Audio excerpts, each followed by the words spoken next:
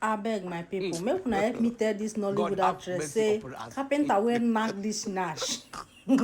That carpenter wey knack this nyash, she need to go back.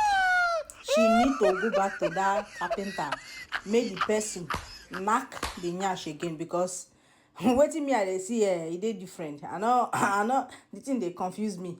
I no know whether na nyash dey carry leg, abi na leg dey carry nyash. I no know.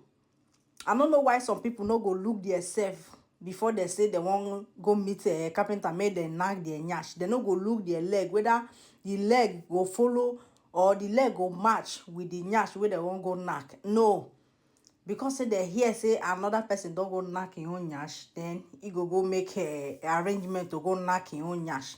See nyash now, nyash dey go one side, leg wey dey carry the nyash dey go one side. Can you imagine? Can you imagine? No, wait, okay, wait. So this woman now, because she get children, he no look this nyash before he post am. Now wow, abeg una help me share this video, follow my page.